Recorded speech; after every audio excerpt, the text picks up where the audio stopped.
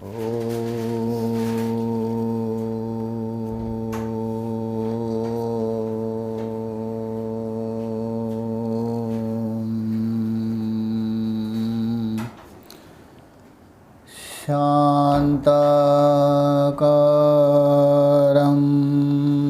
भुजगशयनं पद्मनाभं सुरेशं विश्वाधारं गगनसदृशं मेघवर्णं शुभांगं लक्ष्मीकान्तं कमलनयनं योगिभिर्ध्यानगम्यं वन्दे विष्णुं भवभयहरं सर्वलोकैकनाथं यं ब्रह्मा वरुणेन्द्ररुद्रमरुतः तन्वन्दिरिवेस्तवे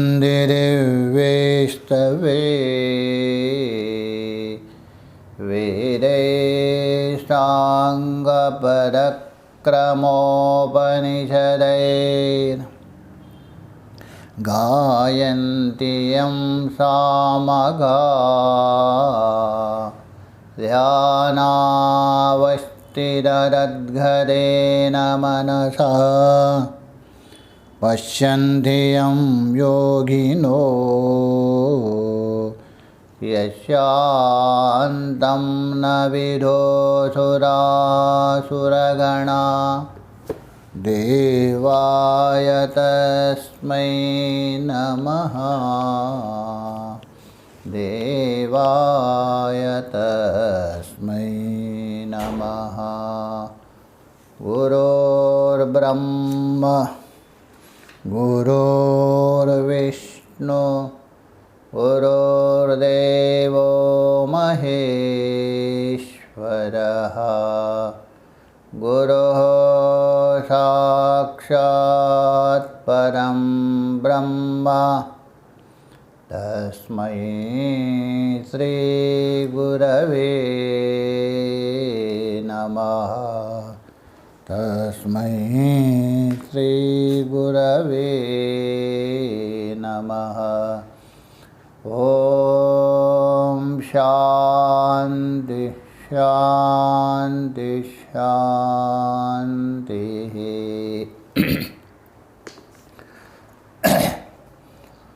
संपूर्ण सृष्टि में व्याप्त सबके अंतःकरण में विराजमान अंतर्यामी भगवान की ही प्रेरणा से हम लोग श्रीमद् भगवद गीता के 18वें अध्याय को लेकर विचार कर रहे हैं। तो यहाँ तक विचार हुआ था, अर्जुन ने प्रश्न किया था संन्यास और त्याग को लेकर। भगवान ने वाले 4 जो विकल्प है, 4 विद्वानों का मत है, उनको बता दिया। उसके बाद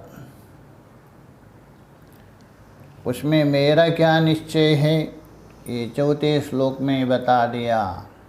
निश्चयं शृणु मे तत्र करके। हे अर्जुन, मेरे दृष्टि से और शास्त्र के दृष्टि से ये त्याग और संन्यास अलग अलग नहीं, एक है। भले ही शब्द अलग हो सकता, किंतु वाच्य अलग नहीं। इसलिए त्याग के विषय में आप सुनो। और उसके बाद बता दिया ये जो यज्ञ है, दान है, तप है, कर्म है, अर्थात 3 प्रकार का यज्ञ कर्म, दान कर्म, तप कर्म, उस साधक को अवश्य करना चाहिए। क्योंकि पहले ही बता दिया था, ये जो प्रकरण है, जो विकल्प है, तत्ववित्त के लिए नहीं, अज्ञानी है, कर्म का अधिकारी है, उसके लिए। अतः उनको ये अवश्य करना चाहिए, क्योंकि उसके द्वारा अंतःकरण पवित्र होता है। और ये जो नियत कर्म है वो भी कैसा है, ये तान्यपि कर्माणि, ये भी कर्म भी संग को त्याग करके, फल को त्याग करके करना चाहिए। और यहाँ एतान्यपि को लेकर कुछ वाद विवाद हो गया। कुछ लोग कहते हैं एतान्यपि कर्माणि के द्वारा काम्य कर्म को ग्रहण किया, किंतु भगवान भाष्यकार जी ने कहा यहाँ एतान्यपि के द्वारा काम्य कर्म ग्रहण नहीं कर सकते। उसके लिए युक्ति दे दिया। एक तो भले ही ये अज्ञानी है, मुमुक्षु है, ये नित्य कर्मों को भी त्यागना चाहता है और मोक्ष के ओर जाना चाहता है, वो काम्य कर्म क्यों करे? नहीं कर सकता। और दूसरा है काम्य कर्म का प्रकरण यहाँ से बहुत दूर है, व्यवधान है, और एकाएक यहाँ कहाँ बीच में आएगा। इसलिए एतान्यपि ही ये सर्वनाम पद है, समीप में जो है उसका ही ग्रहण होता है। तो समीप में है वहाँ यज्ञ दान तपा कर्म, इसलिए इनको ही ग्रहण करना चाहिए, काम्य कर्म आदि नहीं है। ये भाष्यकार जी ने पूर्वापरक संगति को लेते हुए युक्ति युक्त सिद्ध किया। तो यहाँ तक हम लोगों ने विचार किया था। आगे ये जो त्याग 3 प्रकार का होता है बता दिया था गुणों को लेकर, और उसी को यहाँ निरूपण करने जा रहे हैं आगे के प्रकरण में। 7वां श्लोक देख लीजिए। तो भगवान भाष्यकार जी बताने जा रहे हैं उसमें, तस्माद् अज्ञस्यः अधिकृतस्यः मुमुक्षो, तस्मात् इसलिए, अतः अज्ञस्यः है, अज्ञानी है, अभी तक ज्ञान हुआ नहीं, ज्ञान मार्ग के अधिकारी भी नहीं पूर्ण रूपेण। तो ये बोल रहे हैं अज्ञस्य अधिकृतस्य, और आत्मज्ञान रहित है और कर्म करने का अधिकारी है। तो इसलिए बोल रहे हैं अज्ञस्य अधिकृतस्य मुमुक्षो, मुमुक्षु का विशेषण है मुमुक्षु। अब देखिए भगवान भाष्यकार जी हम मुमुक्षु बता रहे हैं, क्योंकि मुमुक्षु तो वही होता है, जिज्ञासु तो वही होता है, षड संपत्ति आदि से युक्त कर्मी नहीं। इसको भी मुमुक्षु बता दिया, ये भी जिज्ञासु है। इसलिए यहाँ थोड़ा विचार करना चाहिए, इनको मुमुक्षु कैसा कहा। तो 4 प्रकार के व्यक्ति होते हैं। एक तो पामर, दूसरा है विषय, तीसरा मुमुक्षु कही अथवा जिज्ञासु, चौथा है मुक्त। जो पामर है बिल्कुल विषयों के प्रति दौड़ रहे, विषय सत्य है, परलोक आदि नहीं है, अर्थात एक प्रकार 4 भाग। और विषयी का मतलब है शास्त्र सम्मत, शास्त्र अनुकूल, इस लोक और परलोक का जो भोग है, विषय को चाहने वाला। और तीसरा है जो मुमुक्षु जिज्ञासु, तो वो तो श्रवण मनन निधिध्यासन के द्वारा आत्मतत्व में प्रविष्ट हो जाता है, उसके ओर जाता है, वो मुमुक्षु है। तो यहाँ कैसा मुमुक्षु कहा दिया, यहाँ कैसा इसको जिज्ञासु बता दिया। इसलिए यहाँ जो मुमुक्षु है, जिज्ञासु है, उसका आपको भेद करना पड़ेगा। उत्तमा, मध्यमा, अधमा। उत्तम मुमुक्षु है, उत्तम जिज्ञासु है, वो ज्ञान का अधिकारी है। श्रवण मनन निधिध्यासन के द्वारा ही जो ज्ञेय आत्म तत्व है उसको जानने के लिए प्रयत्न करता है, ये उत्तम मुमुक्षु है।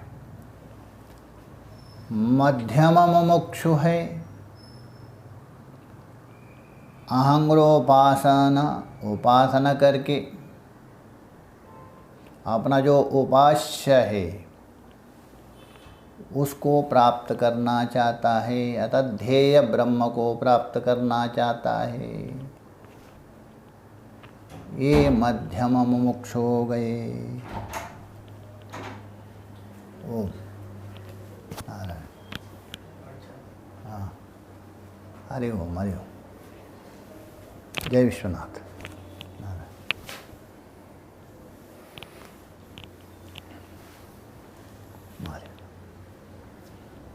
जय विश्वनाथ। नारायण।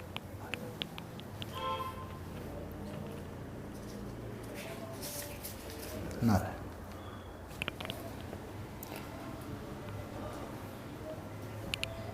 और अधम मुमुक्षु है, अर्थात मुमुक्षु है किंतु अधमा। ये तो श्रवण मनन निधिध्यासन के अधिकारी भी नहीं है और आहंग्रोपासना करने का अधिकारी भी नहीं है, किंतु निष्काम कर्म कर रहे हैं। निष्काम का मतलब पहले बता दिया था भगवान ने। आसक्ति और कर्म में आसक्ति और फल में आसक्ति रहित कर्तव्य रूप से जो करता है, वो जो कर्म है वो कर्म योगी माना जाता है। इसीलिए ये जो कर्म योगी है, अज्ञानी है, कर्म करने का अधिकारी है, निष्काम कर्म कर रहे, वो भी मुमुक्षु है, अधम मुमुक्षु। तो ज्ञान योगी है उत्तम मुमुक्षु, समझ रहे हैं ना। ज्ञान योगी उत्तम मुमुक्षु।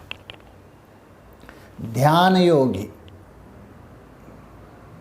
अपर ब्रह्म का ध्यान करता है अथवा उपासक, ये दूसरा कोटि का मध्यमा मुमुक्षु अथवा मध्यमा जिज्ञासु। और थोड़ा सा कर दीजिए।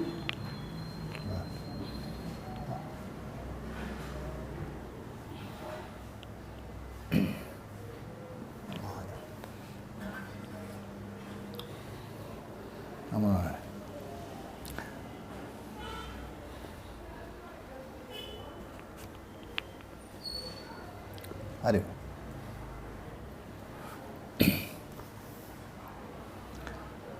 और कर्मयोगी है, ये है अधम मुमुक्षु। तो ज्ञान योगी, ध्यान योगी, कर्मयोगी, इसलिए यहाँ भगवान भाष्यकार जी उनको भी मुमुक्षु कहा दिया। भले ही वो ज्ञान का अधिकारी नहीं, उपासना का, किंतु जाना चाहता है, उसके अंदर भी मुमुक्षुता पड़ी है, मुझे संसार से ऊपर उठना है करके। इसलिए हम बता रहे हैं अधिकृतस्य मुमुक्षु, उसके लिए बता रहे थे कि 7वां श्लोक देखिए। नियतस्य तु संन्यासः कर्मणो नोपपद्यते मोहात् तस्य परित्यागात् तामसा परिकीर्तितः। तो बोल तो यहाँ किंतु नियतस्या कर्मणो, नियत कर्म, नियत कर्म का अर्थ अलग अलग किया है। नित्य कर्म अथवा पीछे भगवान ने बताया यज्ञ दाना तपस्यैव करके, उसी नित्य कर्म को, नियत कर्म को स्वधर्म भी कहा दिया है, सहज कर्म भी कहा दिया है और स्वकर्म भी कहा दिया उसको, और स्वभावज कर्म भी कहा दिया। अलग अलग नामों से कहा। नियत कर्म कहिए, स्वधर्म कहिए, सहज कर्म कहिए, अथवा स्वकर्म कहिए, अथवा स्वभावज कर्म कहिए। तो वो जो नियत कर्म अर्थात अपने परंपरा के अनुसार, वर्णाश्रम के अनुसार जो नित्य कर्म प्राप्त है, उस कर्म को बोलते हैं नियत कर्म। यज्ञ दान तप आदि मुख्य रूप से, उससे उपलक्षण और भी लेना जो जो नित्य कर्म, संध्या बंदन आदि। वो जो कर्म है कर्मणो संन्यासः, उस कर्म का संन्यास मतलब त्याग है। संन्यास का मतलब त्याग। नोपपद्यते, न उपपद्यते अर्थात इसका जो परित्याग करना नहीं बनता है अतः नहीं करना चाहिए। नोपपद्यते, क्योंकि पीछे बता दिया था ये नियत कर्म है, साधक के लिए सहायक है, बाधक नहीं। कैसा? पावनानि च मनीषिणः, पीछे बताया था, अंतःकरण शुद्ध करता है, इसलिए नहीं त्यागना चाहिए, परित्याग करना नहीं बन सकता है। मोहातस्य, मान दीजिए मोह के कारण, अविद्या के कारण, अविवेक के कारण, अविचार के कारण, तस्या, तस्य बोल दो नियत कर्मस्य, परित्यागा, यदि आपने त्याग तो किया, त्याग तो किया आपने, किंतु वो जो त्याग है वास्तव में त्याग नहीं है, तामसा परिकीर्तिता, इस त्याग को तामसिक त्याग कहा गया। तमोगुण प्रधान होकर मोह से आप त्याग कर रहे, इसलिए तामसिक त्याग है। इस त्याग का फल आपको नहीं मिलेगा। भाष्य में देखिए, नियतस्य तु, ये तू शब्द है आगे बताने वाला, सात्विक आदि कर्मों को व्यावृत कर रहा है। किंतु नियतस्य, नित्यस्य, नियत का अर्थ कर रहे नित्यस्य, नित्य कर्म, संन्यासा मतलब परित्यागा, उसका परित्याग,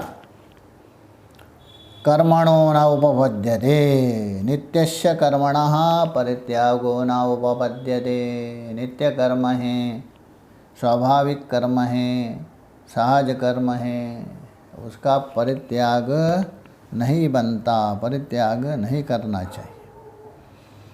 अज्ञस्य भावनत्वस्य इष्टत्वात्, क्योंकि पहले बता दिया है अज्ञानी है, अविज्ञान का अधिकारी नहीं बना है, इसलिए उस अज्ञानी अविवेक के लिए नित्य कर्म शुद्धि का हेतु तो बनता है, अतः उसको त्याग करने योग्य नहीं है। पावनत्वस्य इष्टत्वात्, अतः पावन बोल तो पवित्र, उस पवित्र के लिए इष्ट होने से माने गए, इसलिए नहीं त्यागना। मोहादि का, मान लीजिए कोई मोह के कारण, अविवेक के कारण किसी ने त्याग दिया, मोह का अर्थ करे अज्ञानात् अविवेकात्, तस्या नियतस्य नित्य कर्मस्य, वो नियत है, नित्य कर्म है, उसका परित्याग, यदि परित्याग किया है, उस त्याग का नाम तामसिक त्याग कहा दिया है। अविचार पूर्वक त्याग दिया, अविवेक पूर्वक त्याग दिया, अज्ञान पूर्वक त्याग दिया, इसलिए वो तामसिक माना जाता है। नियतम च अवश्यम कर्तव्यम, नियत कर्म है, अवश्य कर्तव्य कर्म को कहते हैं। नियत कर्म किसको कहते हैं, उसकी परिभाषा क्या है? तो बोले नियतम च अवश्यम कर्तव्यम, नियत अवश्य कर्तव्य को कहते हैं। जो अवश्यम भावी कर्तव्य है उसी को नियत कहते हैं। अनन्यता सिद्धि है ये। तो त्यज्यते च इति, जो अवश्य कर्तव्य है उसी को ही अपना नियत कर्म, फिर उसको त्याग किया जाना, ये अत्यंत विरुद्ध है। एक तो अवश्य कर्तव्य है और उसका त्याग करना, ये विरुद्ध बात है। तो ये बोल रहे विप्रसिद्धम विरुद्धम अतो हो अस्मात् कारणात्, इसलिए मोह निमित्तः परित्यागः, यदि मोह के कारण, अज्ञान के कारण यदि आप परित्याग किया, त्यागी तो बन गए बहुत, किंतु त्याग का फल नहीं मिलेगा। आगे बताएंगे भगवान त्यागी किसको कहते करके। तामसा परिकीर्तितः, वो तामसिक माना जाता है। मोह च तम इति, क्योंकि मोह ही तम है, मोह ही अविद्या है, मोह ही अविवेक है, इसलिए इसको तामसिक कह दिया। इति किंच, और दूसरा दो त्याग है, राजसिक त्याग है, उसको बताने जा रहे भगवान 8वें श्लोक के द्वारा। किंचा, और भी सुनो अर्जुन, त्याग के विषय में आपने प्रश्न किया था ना, विस्तार पूर्वक सुनो। जो जो आपके मन में संशय है वो संशय को हटा दे दो। तो तामसिक त्याग तो बता दिया, अब राजसिक सुनो। दुःखमित्येव यत्कर्म कायक्लेशा भयात् त्यजेत् सकृत्वा राजसं त्यागं नैव त्यागफलं लभेत्। यत्कर्मा, यत्कर्मा मतलब जो कर्म, अर्थात जो कर्म का मतलब जिसके लिए जो विधान किया है, स्ववर्णाश्रम के अनुसार अपरोक्ष अनुभूति में भगवान भाष्यकार जी ने बता दिया है। ऐसा जो कर्म है नियत कर्म, यत कर्म का मतलब यहाँ विशेष रूप से नियत कर्म। ऐसा जो नियत कर्म है उस नियत कर्म को दुःखमित्येवा, ये दुख स्वरूप है, दुख देने वाला है, कर्म करने से परेशान होगा और उससे मुझे दुख मिलेगा, इसलिए दुःखमित्येवा, अर्थात ये दुख रूप ऐसा मान करके। यद्यपि कर्म दुख रूप नहीं है, कर्म करने से कर्म निमित्तक दुख होगा। किस में? काय क्लेश भयात् त्यजेत्।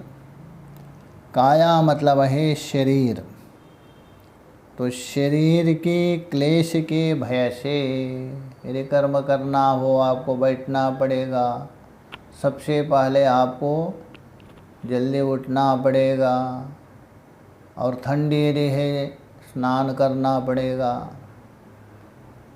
और उस ठंडी में बैठ के आपको ध्यान करना पड़ेगा, तब वो कर्म करने पड़ेगा। तो सोचेंगे अरे इतनी ठंडी है, सुबह उठे स्नान करे, शरीर बिगड़ जाएगा और शरीर को परेशान हो जाएगा, इस प्रकार।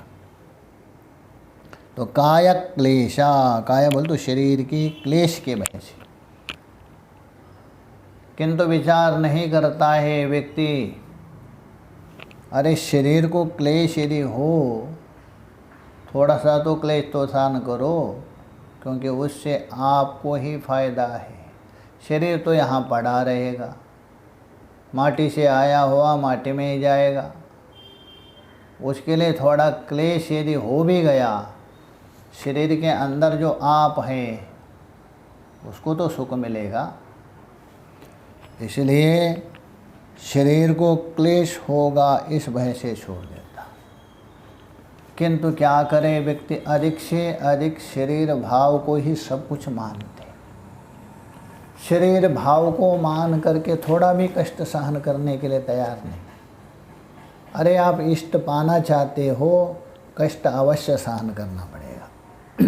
जितने भी बड़े बड़े व्यक्ति जो अपने इष्ट को प्राप्त किए कष्ट के द्वारा, शारीरिक सुख चाहते हुए आप पारमार्थिक सुख को प्राप्त नहीं कर सकते। इसलिए शरीर कष्ट है, शरीर को कष्ट हो रहा, हाँ ऐसा नहीं, असह्य नहीं होना चाहिए। क्योंकि असह्य यदि हो, आप शरीर आपका बिगड़ जाएगा, तो बिगड़ जाने से कुछ नहीं कर सकते। इसलिए शरीर में प्रमाद नहीं होना चाहिए। एक संत थे मेरे पास आते थे पढ़ने, अच्छे संत हैं। वो कहाँ रहते, एक बार गए वृंदावन, तो एक महात्मा थे, तो उसका एक हाथ किसी कारण से काट दिए थे, रोग आया था, इसलिए शायद एक ही हाथ था। अब ये गए तो उनको स्वागत किया, रोटी बनाने लगे एक ही हाथ से। अब ये जो काशी से गए थे संत, उनको दया आ गया, वो एक हाथ है कैसे रोटी बना रहे, वो लग गए। तो मैं कहा महाराज कोई चिंता मत कर दीजिए, ये शरीर है धोखा देने वाला है, इसके प्रति चिंता मत कर दीजिए, इससे जितना लूटना हो लूट लीजिए, मैं सब कुछ करूँगा। कितना विश्वास देखिए। तो इसलिए किंतु आजकल व्यक्ति सोचते सब कुछ मुझे इष्ट मिले, सब कुछ सुख मिले, किंतु शरीर में परिश्रम ना हो, ऐसा चाहते। इसलिए भगवान स्पष्ट बता रहे, काय क्लेश भयात् त्यजेत्। शारीरिक क्लेश, शारीरिक दुख के भय से कर्मों को छोड़ देते हैं।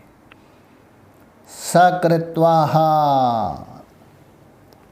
स राजसम त्यागम कृत्वा, वो त्याग राजसिक त्याग किया। ये त्याग है राजसिक त्याग है, इसलिए बोल रहे हैं स राजसम त्यागम कृत्वा। वो जो ऐसा राजसिक त्याग करके रजोगुण होकर, नैव त्याग फलम लवेत्, त्याग का फल जो मिलना था वो नहीं मिलेगा, भले ही आपने त्याग किया। इसलिए त्याग फलम नैव लवेत्। भाष्य में देखिए, दुक्खम विधि एव यत् कर्म काय क्लेश भयात्। जो कर्म है अर्थात विधान किया हुआ नित्य कर्म, समस्त जो नित्य कर्म है दुख रूप है, अर्थात ये दुख देने वाला है, दुख का कारण है, इसके द्वारा दुख होगा, इस भाव से। तो काय क्लेश भयात्, और शरीर का क्लेश के भया से। अरे सुबह उठेंगे तो शरीर थोड़ा कमज़ोर तो नहीं होगा, शरीर की हालत बिगड़ जाएगा, इस प्रकार बहुत लोग कहते हैं, प्रश्न भी करते, महाराज आप कितना बजे उठते हो? अब यदि कहे हम 3 बजे उठते, महाराज इतना जल्दी उठना क्या ज़रूरत है, 3 बजे सोते नहीं क्या?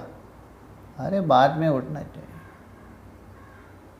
ऐसा ही सब प्रश्न करते, 3 बजे उठना, अरे ब्रह्म मुहूर्त है सुबह, चलो 3 बजे तुम नहीं उठे, कम से कम 4 बजे उठो, 5 बजे उठो। ऐसा आया एक संत कहते थे, अच्छे संत हो गए, वो कहते थे जैसे यदि आप ब्रह्म मुहूर्त 3 से 6 मानते हैं, तो यदि आप 3 बजे उठ करके यदि साधना करते हो, उसका पुण्य कितना है बता रहे हो। सोने के थाली में हीरे मोती आदि दान करने का जो फल है वो माना जाता है नित्य कर्म करने से। संध्या करने वाले, सुबह करने वाले सुनिए। और यदि आप 4 से बाद में यदि करते हो, 4 से 5 तक, वो जो है सोने के थाली में सोने का दान देने का फल माना जाता है। ये 4 से 5, 5 से 6 बजे तक करते तब ब्रह्म मुहूर्त समाप्त, तो वहाँ आपका चांदी के थाली में सोने का दान का फल है। पहले सोने के थाली में हीरे मोती का जो दान देने से जो मिलता है वो, दूसरे में सोने के थाली में सोने का फल, तीसरा है चांदी के थाली में सोने दे का फल। ये माना है 3, 3 से 4, 4 से 5, 5 से 6, और 6 के बाद जो आप करते हैं सूर्योदय के बाद, वहाँ माना है लोहे के थाली में लोहे का दान देने का फल। अब जो फल चाहिए आप निर्णय कर सकते हैं। कहने का मतलब है ब्रह्म मुहूर्त में विशेषता माना जाता है।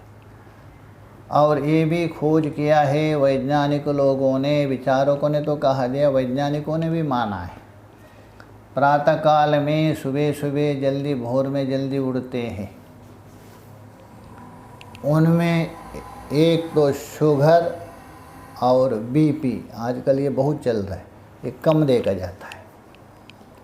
शुगर के अंश, शुगर भी बीमारी कम है अन्य के अपेक्षा, और बीपी भी कम आता है, तो ये कहा दिया। किंतु ये सोते हैं काय क्लेशः, यदि शरीर के क्लेश के वजह से आप छोड़ देंगे, शरीर पड़े पड़े ये रहेंगे, रोग तो आना ही है। कोई भी वस्तु पड़े पड़े रहेंगे उसको जंग पकड़ेंगे। आप शरीर को कष्ट नहीं देंगे, शरीर में शिथिलता नहीं आएंगी, तो रोग बैठे हुआ प्रवेश करेंगे। तो इसलिए हम बता रहे हैं शरीर दुख भयात, शरीर के दुख भय से त्यजेत, अतः परित्यजे, त्याग देता, सा कृत्वा, ऐसा त्याग करके, राजसम रजो निर्वृत्तम, अतः रजोगुण के द्वारा संपादित होने से, रजोगुण प्रदान होकर त्याग होने से, त्यागम नएव त्याग फलम, उस त्याग का फल नहीं मिलेगा। त्याग तो किया, फल नहीं मिलेगा। ज्ञानपूर्वकस्य सर्वकर्मा त्यागस्य फलम मोक्षाख्यम, स्पष्ट बता रहे भगवान भाष्यकार। अर्थात ज्ञानपूर्वक, अर्थात विवेकपूर्वक, विचारपूर्वक। तो ज्ञानपूर्वक, विवेकपूर्वक, विचारपूर्वक किए हुए सर्वकर्म संन्यास का मोक्ष रूप फल है। तभी जाके अब मोक्ष रूप फल मिलेगा, विचारपूर्वक, अविचार से नहीं। तो ये बोल रहा मोक्षाख्यम न लभेत, ऐसा जो फल है कौन, ज्ञानपूर्वक किए हुए कर्म संन्यास मोक्ष का जो फल है, ऐसा राजसिक जो त्याग करने वाले के लिए नालवेद, उसको नहीं मिलेगा। त्याग तो किया किंतु ज्ञानपूर्वक नहीं, विचारपूर्वक नहीं, केवल शरीर को परिश्रम होगा, दुख होगा, इस दृष्टि से। तो तामसिक बता दिया, राजसिक त्याग बता दिया। उसके बाद हे अर्जुन, सात्विक त्याग के विषय में भी तुम सुनो। कहा पुनः सात्विका त्यागा, तो फिर ये सात्विक त्याग कौन सा है, सात्विक त्याग की परिभाषा क्या है, और सात्विक त्याग का फल क्या है, ये बता रहे। कार्यमित्येव यत्कर्मा नियतं क्रियते अर्जुन, संगम त्यक्त्वा फलं चैव सत्यागा सात्विको मतः। तो बोल रहे यत कर्मा नियतम, जो शास्त्र विहित नित्य कर्म है, शास्त्र के द्वारा प्रतिपादित नित्य कर्म है, शास्त्र ने आपको बता दिया ऐसा जो नित्य कर्म है। कार्यमित्येवा, मेरा कर्तव्य है, कार्य बोल तो कर्तव्यमित्येवा, इस भाव से क्रियते, जो करता है हे अर्जुन, कर्तव्य दृष्टि से करता है। और उसमें भी कैसा, संगम त्यक्त्वा, न कर्म में आसक्ति, न कर्म फल में आसक्ति। स्पष्ट बोल रहे, संगम त्यक्त्वा फलम चैव, कर्म में भी आसक्ति त्याग दिया और कर्म का फल है उसमें भी आसक्ति त्याग दिया। ऐसा जो त्याग है सात्विकामता, ये सात्विक त्याग है, उसी को ही भगवान ने सबसे पहले भूमिका में कह दिया, अधिकृतस्य मुमुक्षो। अज्ञानी है, कर्म के अधिकारी है, वो मुमुक्षु बन सकता है, क्योंकि धीरे धीरे अंतःकरण शुद्ध हो जाएगा। उसके बाद धीरे धीरे संन्यास पूर्वक ज्ञान होते हुए आत्मा के अधिकारी बन जाएगा।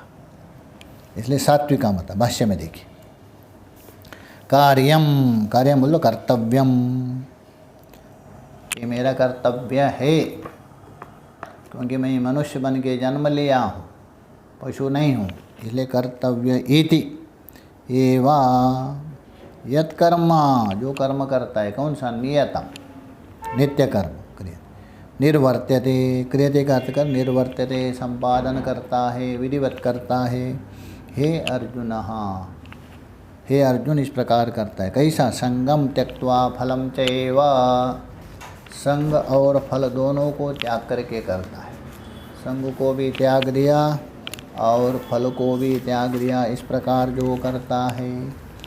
नित्यानां कर्माणां फलवत्वे भगवद्वचनं प्रमाणम अवोचामा। बीच में पूर्व पक्षी आक्षेप कर सकते, ठीक है, कर्म में जो आसक्ति है वो त्यागना उचित है, कर्म का फल में जो आसक्ति है कैसा त्याग करें, क्योंकि नित्य कर्म का फल तो है ही नहीं। तो यहाँ भाष्यकार जी बता रहे हैं, नित्यानाम कर्माणाम, नित्य कर्मों का फलवत्वे, उनका भी जो फल है, कौन, पावनानि मनीषिणा, पीछे बताया था, अंतःकरण शुद्ध करता है। ये भगवद वचनम प्रमाणम, भगवान का जो वचन है ये प्रमाण है। इसी अध्याय में पीछे बताया था, पावनानि मनीषिणा करके। अवोचामा, अवोचामा बोल तो हम लोग कह चुके हैं। चलो अथवा मान लीजिए, अथवा यद्यपि फलम न श्रूयते, चलो आप संतुष्ट हो पूरा पक्षी, तो नित्य कर्मों का फल नहीं सुना जाता है, फलम न श्रूयते नित्यस्य कर्मणा तथापि, तो भी, मतलब तुष्य तो दुर्जना न्याय के द्वारा यहाँ समाधान कर रहे हैं। चलो आपका पक्ष ही मान लिया, नित्य कर्म का फल तो नहीं है, तो भी नित्यम कर्म कृतम, जो नित्य कर्म है किया हुआ, आत्म संस्कारम, अर्थात जो आत्म संस्कार, आत्मा का मतलब है अंतःकरण, या आत्मा शब्द का द्वारा अंतःकरण लेना, अंतःकरण की शुद्धि, प्रत्यवाय परिहारम वा, या तो अंतःकरण की शुद्धि अथवा जो प्रत्यवाय नाम का दोष उसका निवृत्ति फल देता है, करोति। तो आत्म संस्कारम प्रत्यवाय परिहारम वा फलम करोति आत्मना इति कल्पयन्ति। ऐसा अज्ञ मनुष्य ऐसा कल्पना करते है, अज्ञानी है, अधिकारी है, वो इस प्रकार कल्पना कर रहे, क्या नित्य कर्म करने से मेरा अंतःकरण शुद्ध होगा अथवा प्रत्यवाय निवृत्ति रूप फल मिलेगा, इस प्रकार वो कल्पना करता है। कल्पयन्ति एव का अज्ञानी, तत्र तामपि, इस प्रकार कल्पना करने वाले अज्ञानी हैं, उनको भी कल्पना निवारयति, भगवान निवारण कर रहे हैं। ऐसा कल्पना मत करो, उसमें आसक्ति मत रखो। फलम त्यक्त्वा इति अनेनः, अर्थात कर्म के प्रति आसक्ति भी ना रखो और कर्म का फल की इच्छा ना करो, ऐसा कल्पना करने वाले जो अज्ञानी है उनको भी बता रहे। इत्यादि। अतः साधु उक्तम, इसलिए ठीक ही कहा दिया भगवान ने, संगम त्यक्त्वा फलम च, क्योंकि भगवान कभी गलत नहीं कह सकते। भगवान ने ठीक ही कहा, संगम त्यक्त्वा, संग त्याग करो और अपना कर्तव्य करो। इति च सत्यागो नित्यकर्मासु संगफल परित्यागा सात्विका, वह जो त्याग अर्थात नित्य कर्मों में आसक्ति, कर्मों में आसक्ति होता है व्यक्ति, कभी कभी व्यक्ति को करते करते करते कर्म में ऐसा आसक्ति होते है उसके बिना नहीं रह सकता है। तो उस कर्मों में आसक्ति और कर्म फल का त्याग, दोनों त्यागना ये सात्विक है, सत्वगुण से किया है, इसलिए इस त्याग को सात्विक कहा दिया, ये फलदायक है। तो सत्व निर्वृत्त बोल तो संपादितो मतः अभिमतः, ये भगवान का अभिप्राय। पूर्व पक्षी आक्षेप कर रहे, ननु कर्म परित्यागा त्रिविधः संन्यास इति च प्रकृतः। अरे सिद्धांती जी, आपने क्या प्रतिज्ञा किया था? 3 प्रकार का कर्म परित्याग, उसी का नाम है संन्यास। 3 प्रकार का त्याग, कर्म का त्याग कहो अथवा 3 प्रकार का कर्म संन्यास है। ये जो प्रकरण है ये तो आपने प्रतिज्ञा की थी। तत्र प्रतिज्ञा तो तीनों की किया, वहाँ तामसो राजसा च उक्तः त्यागा, उनमें तामसिक और राजसिक तो त्याग बतला दिया। तामसिक कर्म और राजसिक कर्म उनको त्याग बता दिया। तत्र तामसो राजसा च उक्त त्याग कथमिह संगफल त्यागा, और सात्विक में वहाँ तो अब कर्म फल का त्याग कह दिया। राजसिक और तामसिक में वहाँ कर्म का त्याग कह दिया और सात्विक में कर्म फल का त्याग कहा। प्रतिज्ञा किया था आपने कर्म त्याग, यहाँ 2 कर्म त्याग मान रहे और 1 कर्म फल त्याग मान रहे। तो तृतीयत्वेन उच्यते, तृतीय में भेदभाव क्यों कर रहे? यहाँ भी कर्म का त्याग कहना चाहिए, कर्मों का फल का त्याग क्यों कहा दिया? अर्थात कर्म में आसक्ति का त्याग और कर्म का फल त्याग। कथम यह संगः फल त्यागा, संग मतलब कर्म में आसक्ति और फल, इसका त्याग क्यों कहा? तृतीयत्वेन उच्यते, तीसरे को ऐसा भेद क्यों किया? जैसा यथा त्रयो ब्राह्मणागता, जैसे कोई किसने कहा 3 ब्राह्मण आए हैं। तत्र षडंग विदो 2 क्षत्रिया द्वितीय तृतीया इति, प्रतिज्ञा किया 3 ब्राह्मण आए हैं और व्याख्या करते बोल रहे उनमें 2 है षडंग वेदवित्त है, तीसरा क्षत्रिय है। ये विरुद्ध वचन है। उसी प्रकार आपने प्रतिज्ञा किया था 3 प्रकार का कर्म त्याग, उसमें सात्विक और राजसिक और तामसिक कर्म त्याग तो कहा ठीक, तीसरे के व्याख्या करते हुए वहाँ कर्म त्याग नहीं बताया। कर्म में आसक्ति और फल का त्याग कहा रहे, ये बिल्कुल विरुद्ध है। जैसा यहाँ दृष्टांत दिया वैसा, षडंग विदो 2 क्षत्रिया तृतीय इति तद्वत्। तो सिद्धांत बता रहे, इसका तात्पर्य सुनो। जब तक तात्पर्य आप जब तक नहीं सुनेंगे तब तक अपना मर्जी से अर्थ करना उचित नहीं। नयेश दोष, अरे यहाँ दोष नहीं है।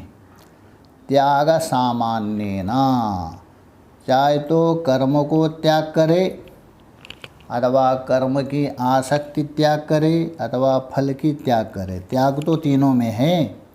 कर्म त्याग में भी त्याग है, कर्म में आसक्ति का त्याग में भी त्याग है और कर्म का फल त्याग में भी त्याग है। त्यागत्व तो तीनों में समान है। तो बोले त्याग सामान्येन स्तुत्यर्थत्वात्, त्याग सामान्य होने के कारण जो सात्विक कर्म है उसका स्तुति के लिए। अस्ति कर्म संन्यासस्य फलाभिसंधि त्यागस्य च त्यागत्व सामान्यम, स्पष्ट कर रहे। कर्म संन्यास की और फलासक्ति की त्याग, एक तो कर्म संन्यास किया सांख्यनिष्ठ ज्ञानी ने, और कर्म फलासक्ति के त्याग किया कर्मयोगी ने। ज्ञान योगी ने कर्म संन्यास किया अथवा ज्ञान ने, और एक ने फल की आसक्ति त्याग दिया। त्याग मात्रा दोनों में बराह। तमोगुण के द्वारा कर्म त्याग दिया, रजोगुण के द्वारा कर्म त्याग दिया, अथवा फल की आसक्ति त्याग दिया, तो त्याग मात्रा तो समान है। अस्ति कर्म संन्यासस्य फलाभिसंधि त्यागस्य च त्यागत्व सामान्यम तत्र, तो त्याग तीनों में है। उनमें राजसा तामसत्वेन कर्म त्याग निंदाया, राजसिक मतलब रजोगुण होकर कर्म को त्याग कर रहे हैं, तमोगुण प्रधान होकर कर्म त्याग कर रहे हैं, उनकी निंदा कर रहे हैं। तुम अविचार पूर्वक अज्ञान पूर्वक त्याग रहे, निंदा किया। तत्र राजसा तामसत्वेन कर्म त्याग निंदाया, और कर्मफल अभिसंधि त्यागा सात्विकत्वेन स्तुतिया। और एक तो कर्म को नहीं त्याग कर रहे, कर्तव्य मान के कर रहे हैं, और कर्म में आसक्ति और फल को त्याग कर रहे हैं, वो सात्विक व्यक्ति है, इसलिए उसकी स्तुति कर रहे हैं। दोनों की निंदा करते हुए राजसिक तामसिक सात्विक पुरुष की स्तुति कर रहे। सत्यागा सात्विका मतः, वो जो त्याग है सात्विक है, क्योंकि कर्तव्य कर्म को नित्य कर्म को त्यागा तो नहीं, किंतु क्या त्याग दिया, उसमें जो आसक्ति और कर्म का फल वो त्याग दिया, इसलिए इसकी स्तुति किया। अतः हे पूर्वपक्षी, आपने जो आक्षेप किया कर्म त्याग का प्रकरण, यह कर्म गणे त्याग का प्रकरण है, इसलिए ऐसा कोई दोष नहीं है। ओम पूर्णमदः पूर्णमिदं पूर्णात् पूर्णमुदच्यते पूर्णस्य पूर्णमादाय पूर्णमेवावशिष्यते। ओम शांति शांति शांतिः। शंकरं शंकराचार्यं केशवं बादरायणं सूत्रभाष्यकृतो वन्दे भगवन्तौ पुनः पुनः। ईश्वरो गुरुरात्मेति मूर्तिभेदविभागिने व्योमवद्व्याप्तदेहाय दक्षिणामूर्तये नमः। ओम शांति शांति शांतिः।